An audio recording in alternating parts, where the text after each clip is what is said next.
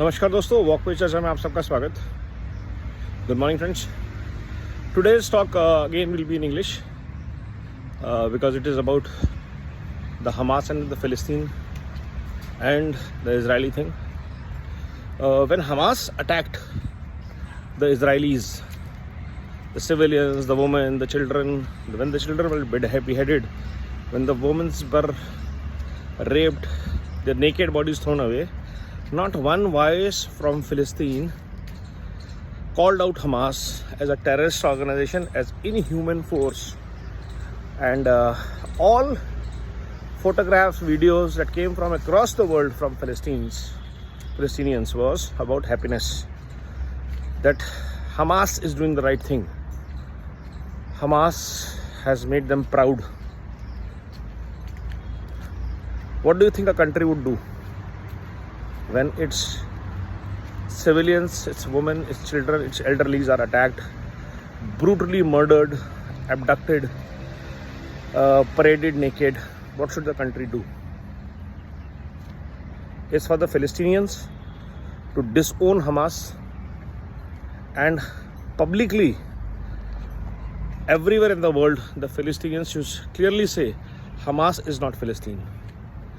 If you are ready to say that, then probably the world will be with you, support you as humans.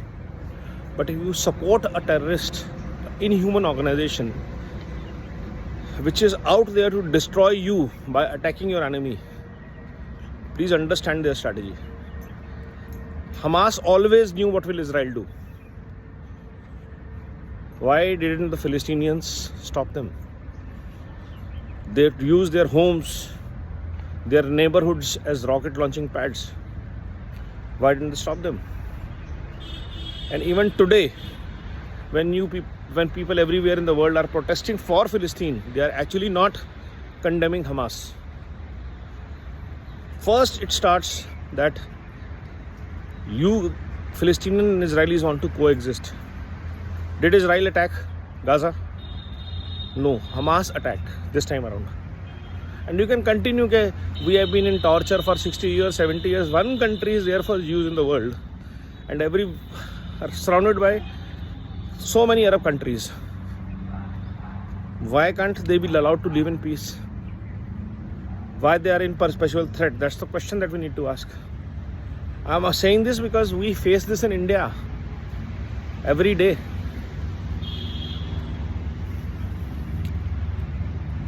There are warnings issued for people, Sar Tan Se Juda. There are massive protests, brutal violence instances against Hindus, against Sikhs, against Jews. Mumbai attacks that happened.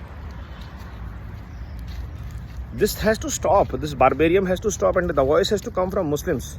And the same goes for Sikhs also. If you don't disown Khalistanis, I'm telling this to Sikhs across the world now, this is what barbarism can do to a religion. Defending your country, your community is the right if you are under attack by all means possible, which also means destroying the source of terror. Absolutely. Communities must come together to disown all terrorist organization in the name of freedom fighters. Nobody is fighting for anybody's freedom today. When you fight for freedom, you create a Ukraine, you create a Israel, you create a Canada. Justin Trudeau is doing to Canada what Zelensky has done to Ukraine, what Hamas has done to Palestine.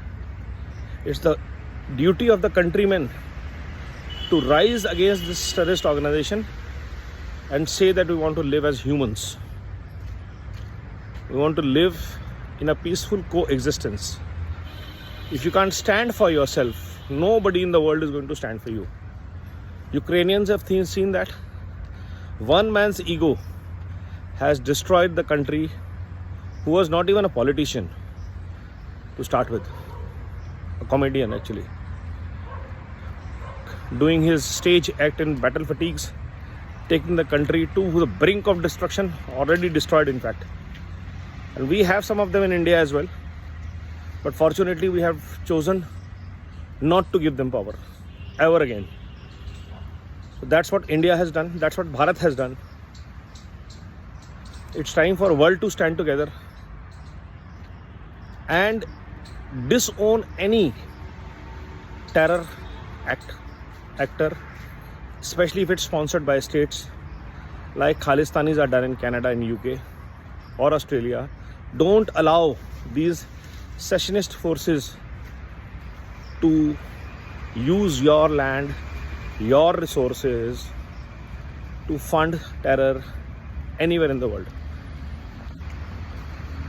This will continue unless we stop this at the bud.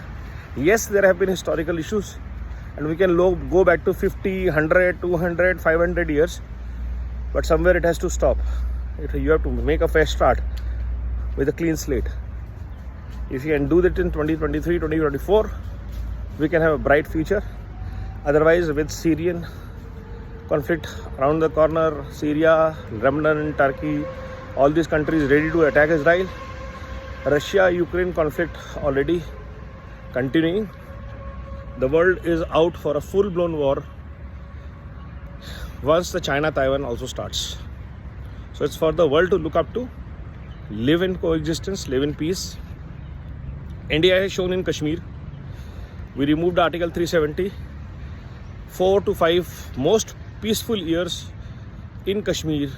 The Kashmiris themselves say today that we were fighting a wrong war for freedom.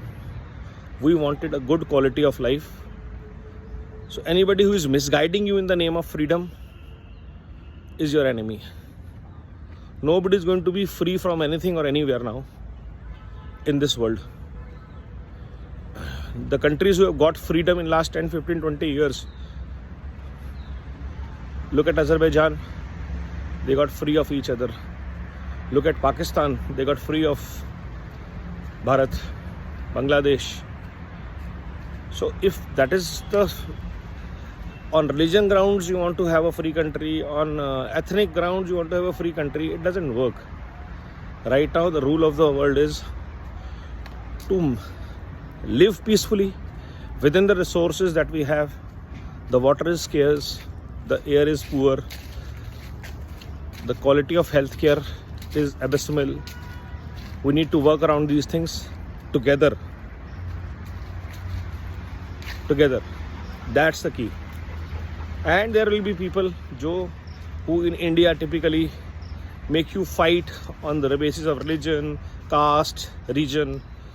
But we in India have started believing in one world, one country, one earth, and sharing it responsibly. It's time the world starts believing in the idea of Vasudhaiv Kutumbakam. From India, from Bharat, Vande Mataram, Vande Bharat.